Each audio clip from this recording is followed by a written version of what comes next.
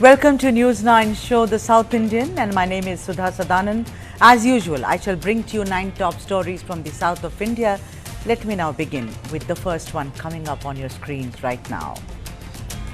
Tungabhadra Dam breached, sudden overflow of 35,000 cusecs of water put several areas of Karnataka and Andhra under risk of flooding.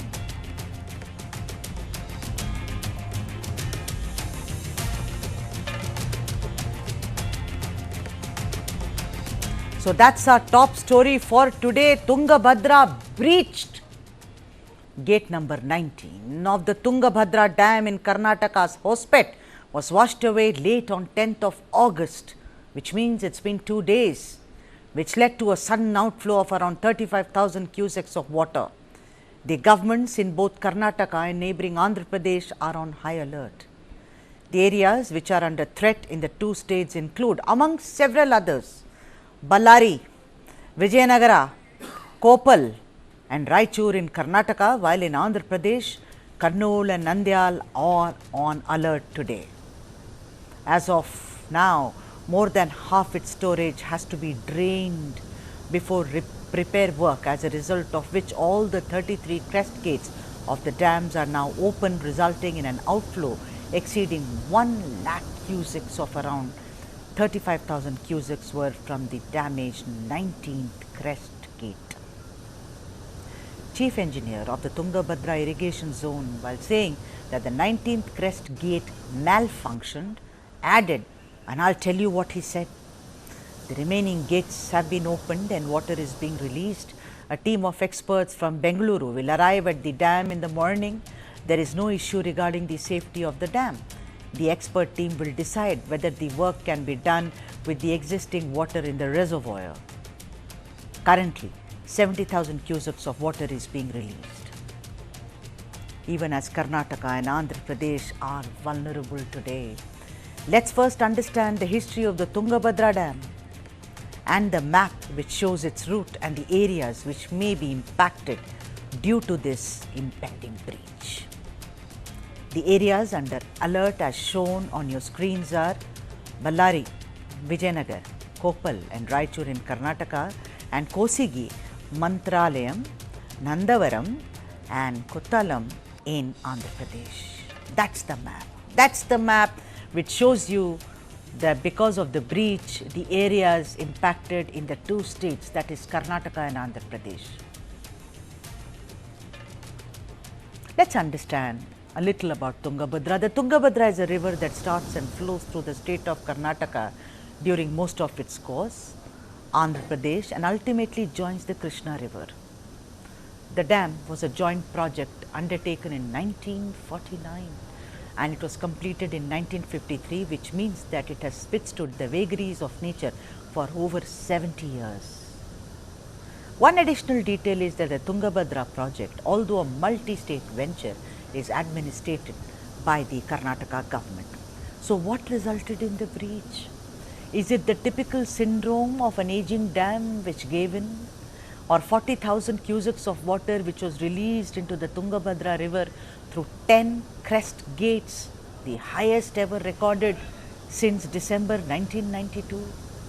What are the reasons? Let's speak to Dr. Akshay Kumar Das, dam safety expert, and then we shall of course talk about the second aspect of Tungabhadra, and that being the political slugfest, as it were. A very, very warm welcome to you, Dr. Das. How are you today, sir? Thank you. Good evening. Good evening. Mr. Das. I'm fine. Good to know, sir. Good to know. Mr. Das, aging dams. We have Mulla Periyar also, which is aging, almost like the Tungabhadra. Now, the Tungabhadra is 71 years old, sir. You know, it was built, of course, it was started by the British, and then, of course, it was completed by Indians 2 years after independence, 1949.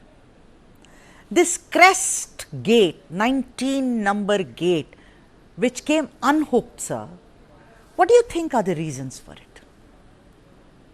It's to my mind, it's just a maintenance problem, I think.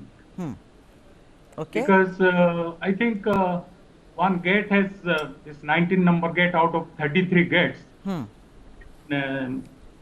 snapped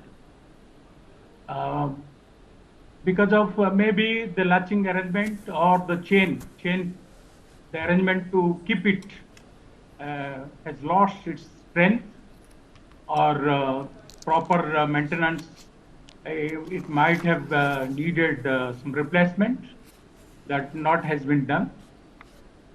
That may be the cause. And another thing, that in each crest gate, there should be a space for stop clock. For emergency conditions, we usually put the stop locks or emergency gate so that the water will not be released and the maintenance can be done. So I don't know whether that arrangement is there or not. You know, sir, Dr. Das, in May, what one is being told is that it was only in the month of May that some maintenance work was carried out. Okay. The point is also one has to look at the immense rains, but dams are supposed to withstand rains, sir, any amount of rains. The internet is full of how, because of heavy rains, that this breach could have happened. Do you think that could be the reason or? No. For hydromechanical gates, those have been designed for TMF or SPF. There are the hydrological conditions for which the dam has been designed. It depends. Sometimes for bigger dams like Tungabhadra, we usually take the probable maximum flood into account. So depending on the design flood, the design of gates have been done. So there is no problem about the flood, maximum amount of rainfall, because that has been designed for that. But this is a sheer mechanical failure, nothing else. All right. Now the thing is that, the responsibility of maintaining it is supposed to be on Karnataka. Do you think they should have been very careful, sir? Because apparently the farmers had already warned the government or the local MLA or MP or whoever to say, listen, please start maintenance of this because we are witnessing some kind of an activity. So please do the maintenance. So, I mean, sir, do you think that there is some negligence therefore on the part of Karnataka to have done this? It's, I think the Tungabhadra Dam is under the control of Tungabhadra Board. That looks after also the power generation there.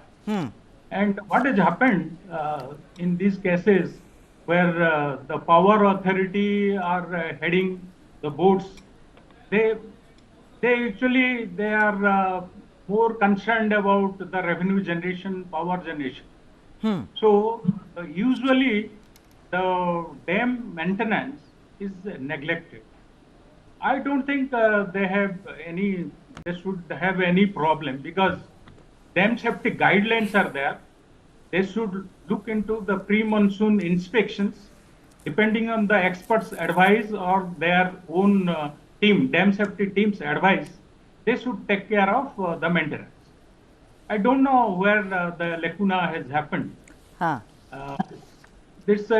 In old dams, these hydrological problems, everywhere there is a problem. So more caution is to be taken for the maintenance part. All right. And now hydromechanical experts should look into it during the pre-monsoon and post-monsoon inspections. Okay. I want to understand from you, sir, for the benefit of the viewers, the repair, they say they have to drain out all the water, etc., etc. Now that looks to ordinary human beings like us a huge task. Why don't you decode it for the viewers as to what that means, Dr. Das? Pardon, I could not get your point. How do you repair this, sir? Because apparently what one is saying is that the water has to be drained out and then the repair work can only start. Why don't you explain this, that how can this crest or gate number 9 be repaired now, sir? What is the forward movement, as it were? Actually, to me, they should leave the water till it goes to the crest level. Why they are opening the more gates, I don't know. Hmm. Suppose there is less water, they can manage the release with one gate, then they should leave it. Otherwise, only for dam maintenance, they should not leave all the water. I don't know what the problem they are facing with other things regarding the flood, downstream conditions. There, the practical people, those who are there, they can only say. Sir, also But not 40,000, we. sir, 40,000 cusecs of water which was released into the Tungabhadra, because of which this has happened, you know, through the 10 crest gates, it is supposed to be the highest since December 1992. Why? What is the reason? You see, the gates have been made to release. Total 33 gates can release up to 6.5 lakh cusecs of water. Okay. So that is the maximum release. Had there been no dams there, that much of water would have flowed in the river. Can you get this? Yeah. So through this one gate, only 20,000 cusecs of water will be released if the only one gate is opened. So I don't know how this flood problem is coming up. They should not have the flood problem with one gate opening. If there is much more rainfall in the upstream, and if the reservoir level will go beyond FRL or MWL with that rainfall, then the authorities have to open other gates Okay. in some cases. Only Sir, for this gates failure, you need not be worried because the water will flow at the rate of 20,000 cusecs in that gate till it reaches the crest gate. yeah. Thereafter, they can take up the maintenance work. Okay. Dr. Das, apparently there is, of course, I mean, why apparently? I mean, it's obvious that there is a lot of risk to farmers and those who live in the low-lying areas in Andhra Pradesh and Karnataka. The farmers are very, very nervous, their crops, their livelihood. Sir, what do you think is the way out? Should they be evacuated as of now, looking at the risks, or one should wait and see for another 24 to 48 hours, sir? The authorities, Tungabhadra Dam authorities, they should maintain the downstream flood level up to the carrying capacity of the river. The farmers should not be afraid of the flood up to the safe limit of the river. So I think that they will not cross the safe limit of the river, carrying capacity of the river. On that note, thank you very much, Dr. Akshay Kumar Das, for joining us on the broadcast and decoding the risk involved in the breach, the so-called breach or unhooking of gate number 9 in the Tungabhadra Dam. I'm going to take a break right now. But like with everything else in our country, the Tungabhadra has also become a political sore point, and there is a slugfest which is now unfolding. See you on the other side. Just don't go away. We're talking about the Tungabhadra breach.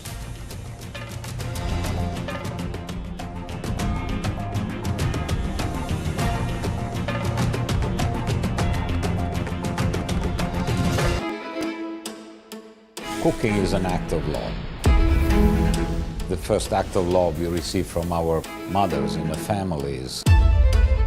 Modern Indian food is all about contemporary and innovative approach to traditional Indian cooking. Representation it's also important, you know. I want to wear this white coat every day and then be a chef. There are stories. If the name of whiskey is Indri, then there is a whole story behind that. Cooking food is like a therapy, and eating one is like a pleasure I can give it to myself. With Lounge Nights, I'm on a journey to celebrate and recognize the best food and nightlife establishments in various cities across India.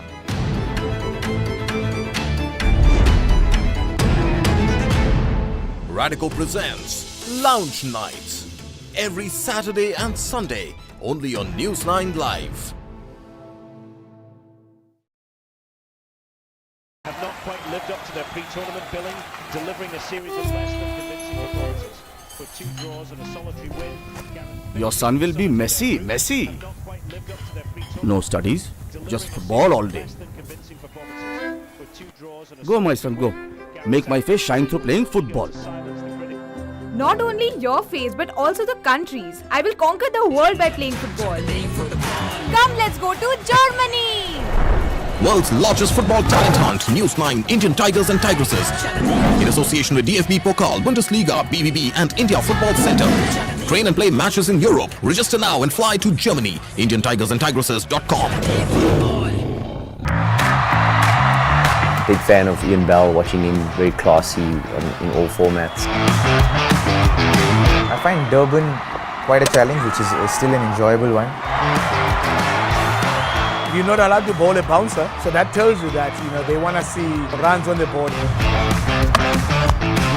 बड़े अच्छे tours किए हैं, बड़ी अच्छी यादें हैं हर जगह की, जहाँ मैंने पर्सनली क्रिकेट को बहुत एंजॉय किया है. ऑस्ट्रेलिया एंड इंडिया में बहुत ज़्यादा एंजॉय किया. I love playing again England and India, and they were both very different challenges. Up close and personal with legendary cricketers like never before. Icons of the pitch. This and more. Streaming on News 9 Plus. News is now content. Subscribe and get free vouchers.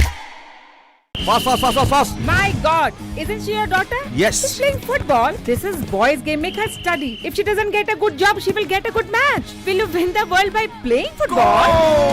Yes, auntie. My daughter will win the world by playing football. Let's go to Germany. World's largest football talent hunt, News 9 Indian Tigers and Tigresses. In association with DFB Pokal, Bundesliga, BVB and India Football Center. Train and play matches in Europe. Register now and fly to Germany. IndianTigersandTigresses.com.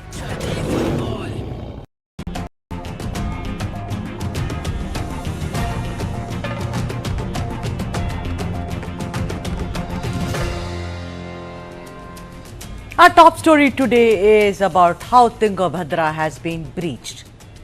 We of course spoke to somebody who's a technical expert on what could the reasons be, and now it's the turn of the political slugfest. Despite efforts made to correct the damaged gate at Tungabhadra, political accusations have been flying thick and fast. Deputy Chief Minister of Karnataka, D.K. Shivakumar, also Irrigation Minister, after making a visit to the site, assured that a high-level technical team is of course fixing the issue.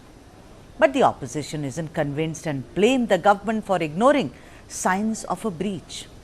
Now, if you look at even within the BJP-JDS alliance, there was lack of synergy in how should the mishap been avoided.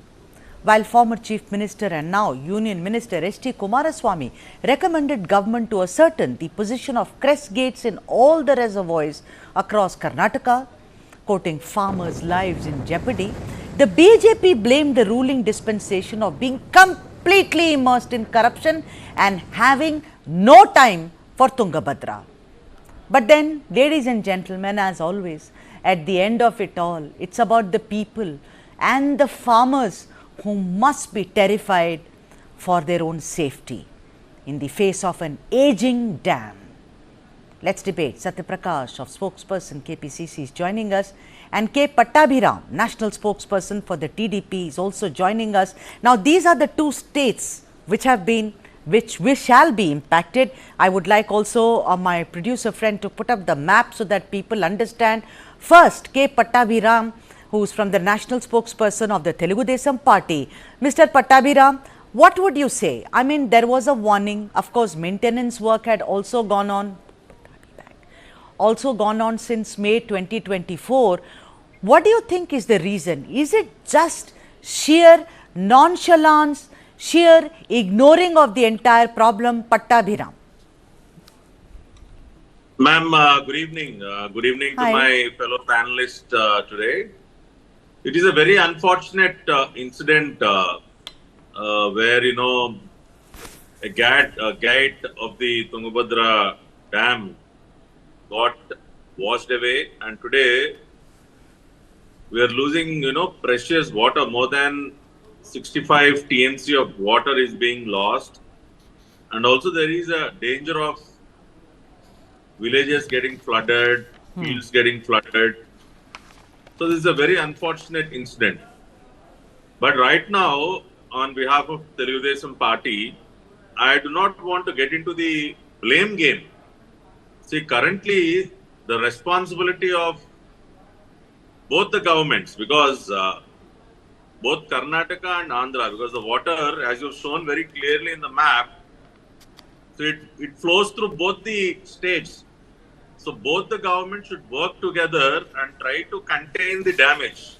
Instead of, getting involved in the political playing game and doing some mudslinging, we should try to, minimize the damage that might happen, to the farmers in both the states. So that is how our leader, Sri Nara Chandrababu Naidu, had reacted. He had ordered senior officials in the irrigation department, to even go and assist the engineers in Karnataka, to contain this damage and to, help the government there. Yeah, sir, sure. Pattabhiram sir, now Chandrababu Naidu has asked your state finance minister, Payavula Keshav, that's the finance minister. He said you speak to the Tungabhadra Dam officials to see what can we do. Can we build a temporary gate at all? Because the farmers will be impacted, and also the power situation, sir. It is not just the farmer flooding, it is also the power situation. All this is interconnected. So he asked Keshav Garu to speak.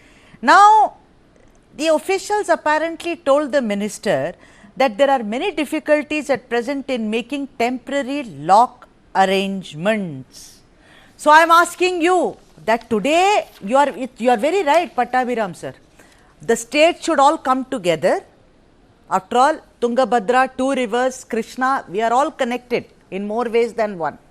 But the point is, what if a solution is not found? Okay, Pattabhiram, because look at this. Yeah, see, your finance minister has come back and said temporary arrangement cannot be done. See, the approach which was taken by our government here, the NDA government led by Mr. Naidu, is to first, assist the neighboring state, in containing the damage, in, trying to find out a solution for the thing that had happened.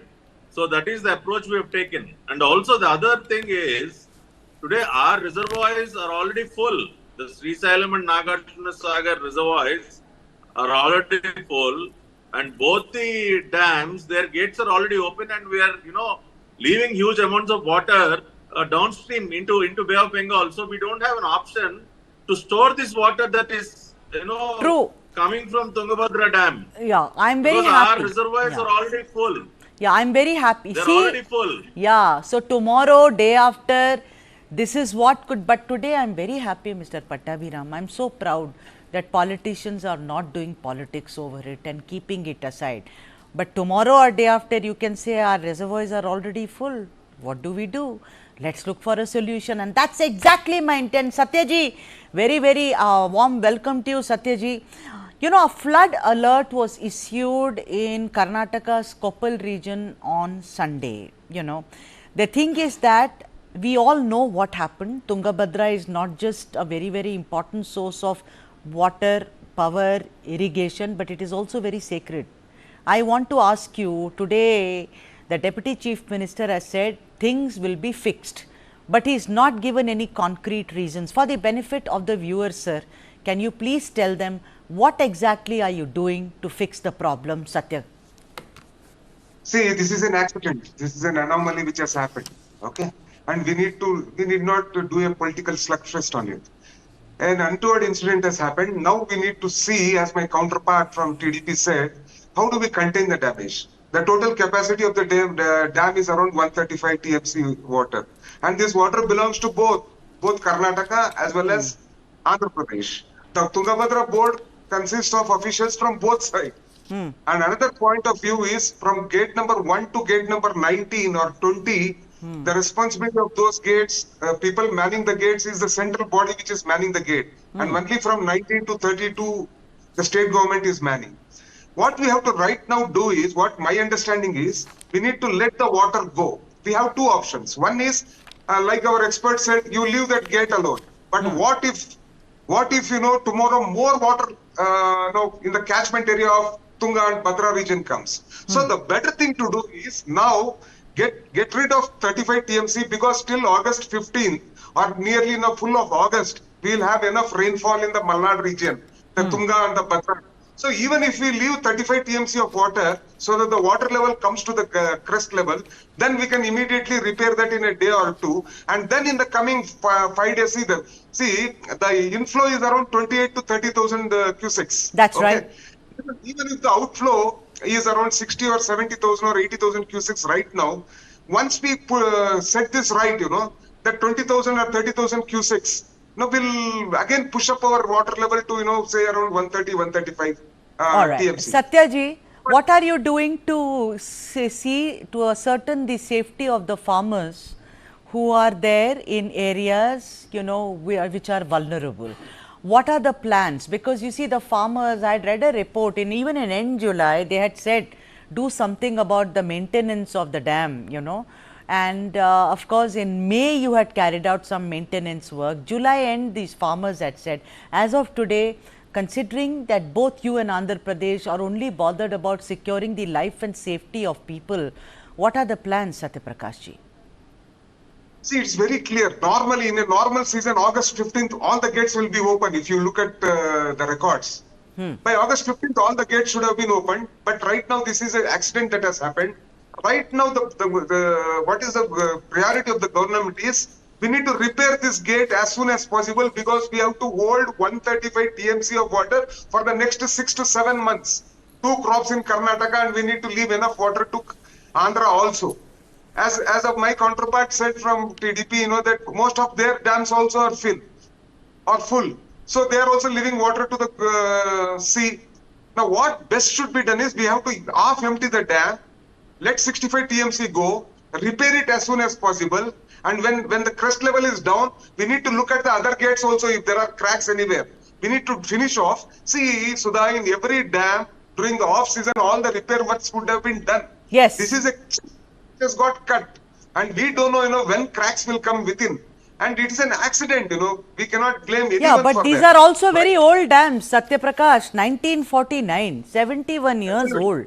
Much like Mullapelliyar Dam. These are all iconic dams. These are all dams that we all, whether it's the Bhakra, whether it's Mullapelliyar, whether it is Tungabhadra, these are all jewels. But they've all aged, sir. They all need regular maintenance. That's a fact. There are 32 gates, Sudhaji. There are 32 gates, and for 75 years, these gates only did the work for us. True. They catered to lakhs and lakhs of farmers. Sure. These gates only did. Sure, but then going forward, everyone ages, every structure ages, Satyaprakash ji, and therefore I think the maintenance should be regular. I am not putting a blame on you at all.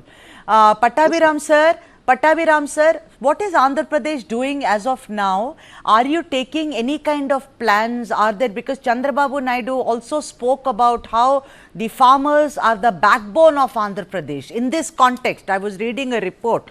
So what plans are you doing so that they can be kept secure, considering that they will have to drain out the water and then start repair work, whereas your reservoirs are all full, they are all flowing into Bay of Bengal. In all this, what are you doing for the farmers, Pattabhiram sir? See, ma'am, we have a very bad experience with these kind of accidents. If you remember the Annamaya project dam in Rayalaseema, during the previous regime under Jagan Reddy, because of lack of proper maintenance, the Annamaya project gate was washed away and there was huge damage. Right. Lives, a lot of property got damaged, a lot of fields got submerged. So we have past experience of what can happen if there is no proper maintenance. So what we believe today is not just dams in Karnataka or Andhra Pradesh, but across the country, a thorough audit has to be carried out on the structures that are there across all the rivers. Very well said.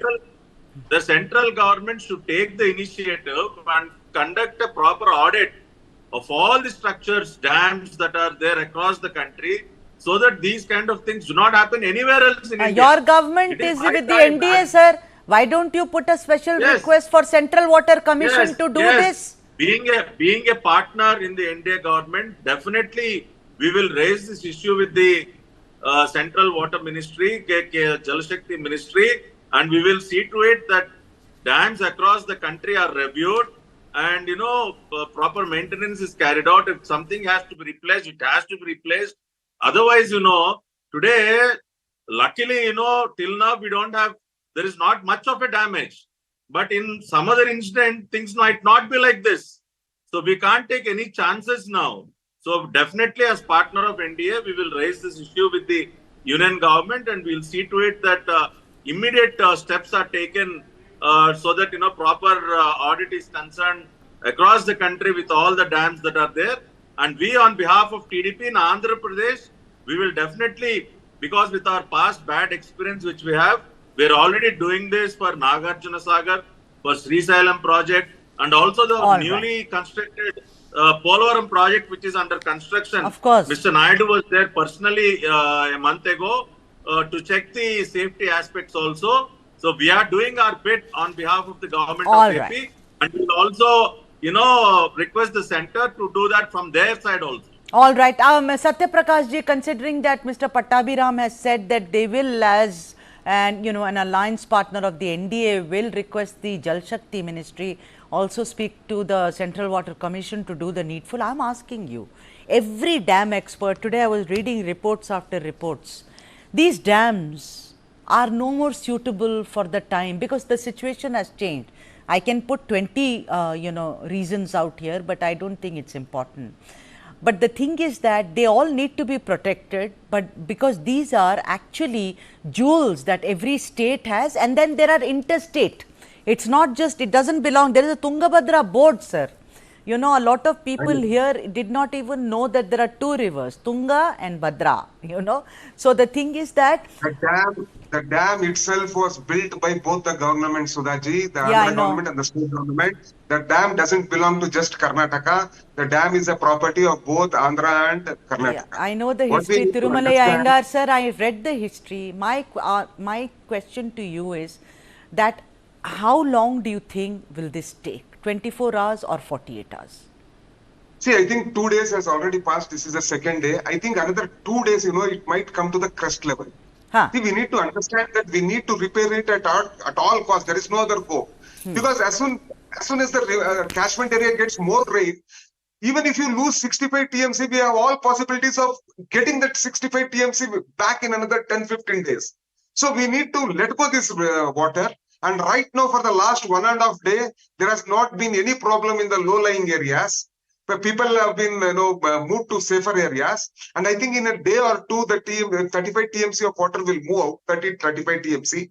The Tungabhadra board has already said it has asked its contractors to, make a fresh gate. The measurements have already been given. The gate is getting prepared in hospital already.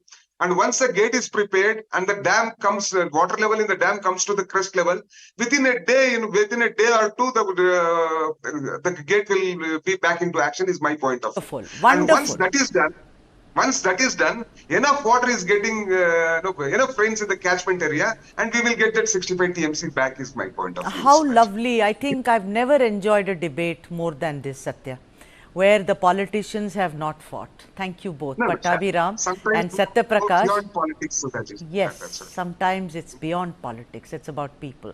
Thank you both for joining us on this broadcast. And coming up next is the clock ticking for Siddaramaiah as activist T.J. Abraham considers moving court over governor's delay in prosecuting the chief minister in the MUDA scam. That's coming up after the break on the other side.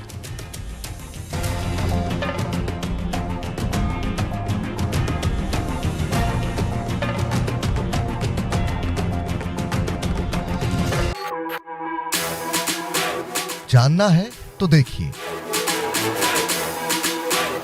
समझना है तो सुनिए, सीखना है तो पूछिए और कमाना है तो खरीदिए। जानकारी, सलाह और निवेश सब एक ही सुपर ऐप पर। पैसे का सवाल है तो जवाब है मनी 9। आजादी पैसे की, अभी डाउनलोड करें। This is News 9 Live, India's only digital exclusive live stream. For the early adopters, bringing you the news 24/7. For the smart audiences on the smartest TVs. News 9 Live. Stream now on your smart TVs.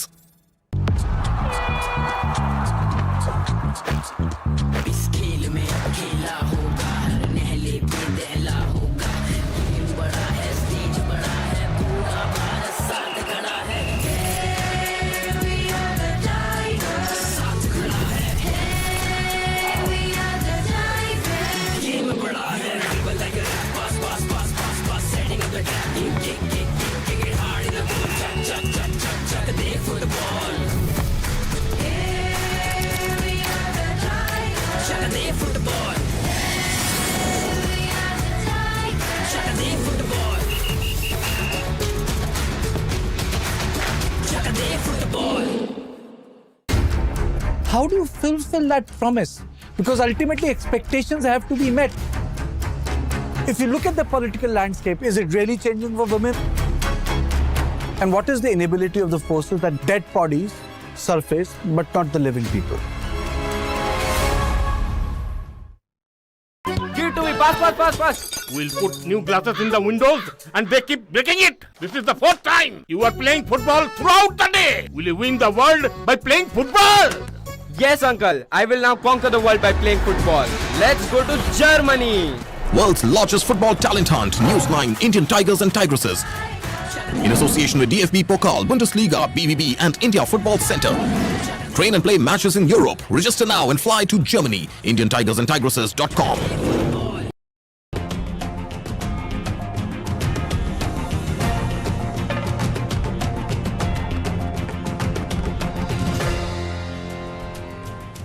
Welcome back. You're watching the South Indian. We covered the Tungabhadra. The second story is also about Karnataka. Is the clock ticking for Siddaramaiah? Let's deep dive into the story. It was on 26 July. T.J. Abraham, the well-known anti-corruption activist, filed a petition before the governor of Karnataka, Tawarchand Gehlot, seeking sanction to prosecute the chief minister of Karnataka, Siddaramaiah. The issue, what has now come to be known as the Mysuru Urban Development Authority or MUDA scam, the land allotment controversy in which Karnataka Chief Minister's wife Parvati is alleged to have been a beneficiary of a decision which was taken in 2021 to allot 14 prime housing sites as compensation for alleged illegal acquisition of 3.16 acres of her land. On the same day, that is 26 July, the Karnataka governor, Gehlot, duly issued a show cause notice to Siddaramaiah. At the time, T.J. Abraham was quoted as saying, and I am quoting him here, in the show cause notice, the governor has noted that the allegations against the CM are of a serious nature and prima facie seem plausible. But I do not know why the governor is delaying sanctioning prosecution. It's been more than a fortnight, ladies and gentlemen, if you count, but as Governor Tawarchand Gehlot has not taken any decision with regard to issuing sanction for prosecuting Chief Minister Siddaramaiah in the MUDA scam. However, both Chief Minister Siddaramaiah and the Governor are supposed to be mulling over several legal options about the impending prosecution. What should also be mentioned is that Abraham met with Governor Gehlot on 6th of August after Siddaramaiah and his Council of Ministers allege that he is a blackmailer and is prone to do this regularly. At the time, T.J. Abraham had said, the government has neither rejected nor answered my complaint. Instead, it has raised doubts about my integrity. The governor wanted to know about that aspect. I explained to him that the matter of allegations about my integrity is in court.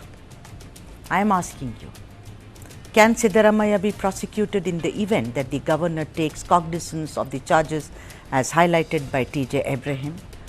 What does legally say on this matter?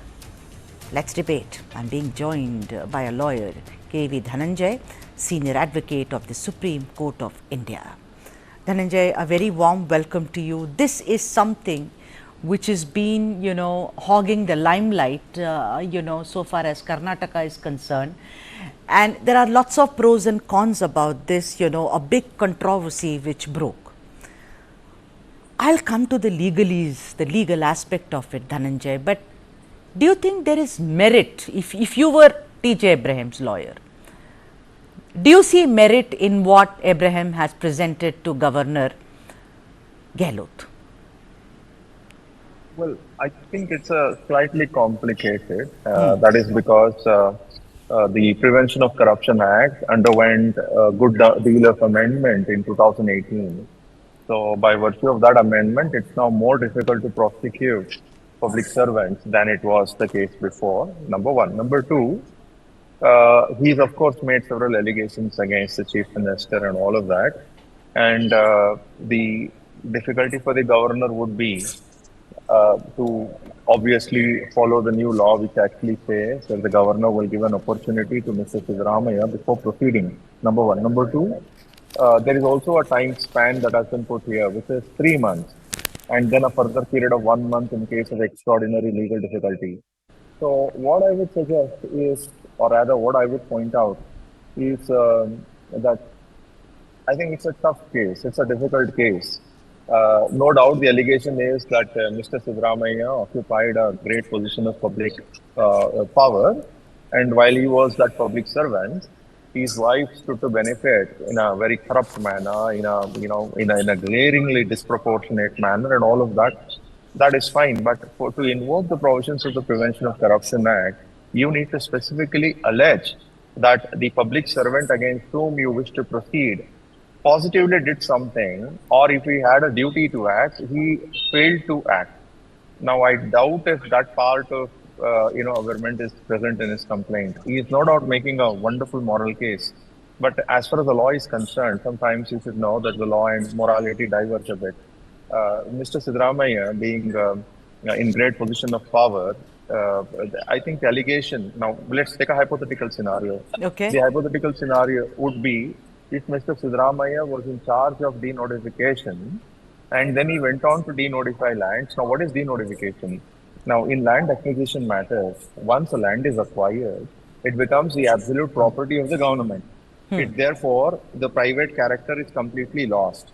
The owners from whom, the original previous landowners from whom the land came to be acquired are now only nominal persons. The land is now the absolute property of the state government. Right. Denotification is a process by which you reverse that. You essentially say, I am now going to, somebody in the government is going to say, by this act of denotification, I am going to give back this government property back to that private person from whom it was acquired. Right. Now, the denotification is a positive order that has to be passed. Now, I don't think the allegation is that Mr. Siddaramaiah was in fact the person who authored the denotification order. Now, short of that, the question essentially from you was, what would I do? I would have said that, look, the case actually appears to be, difficult to bring in Mr. Siddaramaiah in this case, because the law is the law. I probably disagree with the law. I believe the law should have been slightly different, but the law is what it is. So the law would want somebody to allege that Mr. Siddaramaiah was in fact the one who authored the denotification, knowing fully well he was doing so to benefit his wife. Dhananjay, but even if he was not, because it was a BJP government at that time, as we all know, but if he is in a position of influence, as it were, position of power, because Siddaramaiah was somebody when the entire process took place, even then you think that the case is weak? That is my first question. Number two is, in the beginning of the conversation, you said 3 months. Just explain it, that will it take 3 months plus 1 month extra for anything, for the needle to move, as it were, Dhananjay? That's a great question. Now, Mr. Siddaramaiah was undoubtedly in a position of power. Let's assume for a moment that Mr. Siddaramaiah was in fact calling up the people who were denotifying and then threatening them, or cajoling, or applying his influence one way or the other. Right now, we do not know, and I don't think Mr. Abraham is in possession of that, aspect.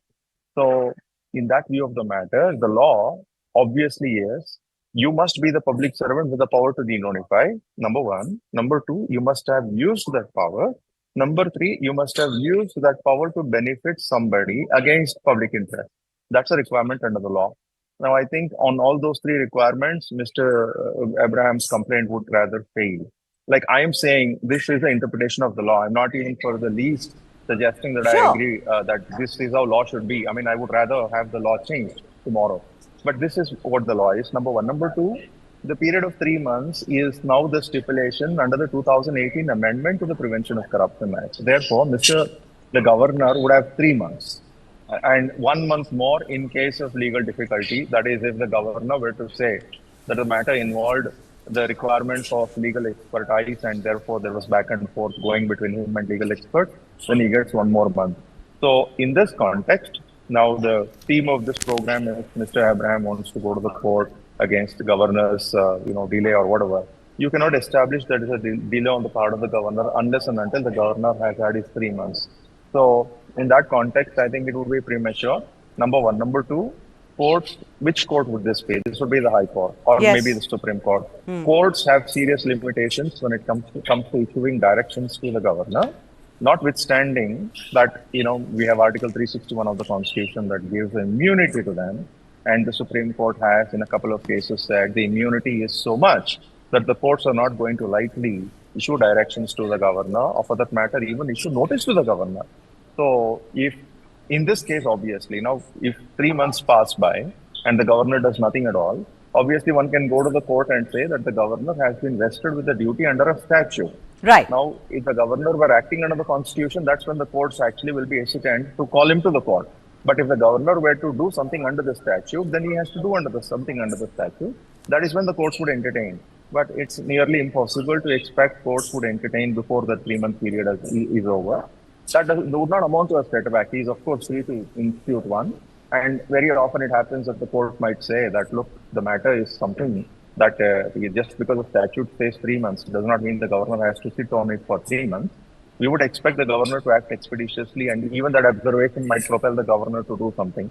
Now, I have shared my understanding about the lawyers, and in terms of my understanding, because the allegation is not direct against Siddaramaiah so far as he acted in his official capacity, but then there are other lawyers who disagree with me. I'm because it's important, that the reviewers get both the perspectives. What I put forth is my perspective. All right. There are also many other lawyers, very prominent ones, who say that whatever allegation has been made against Siddaramaiah will flatly fall within the scope of the law already.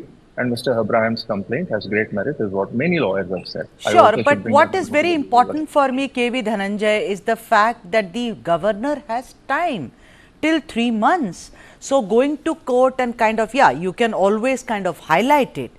But to make it mandatory for the governor, who's a constitutional post, to do ASAP seems rather far-fetched and amateurish, if I may, with due respects to Mr. T.J. Abraham.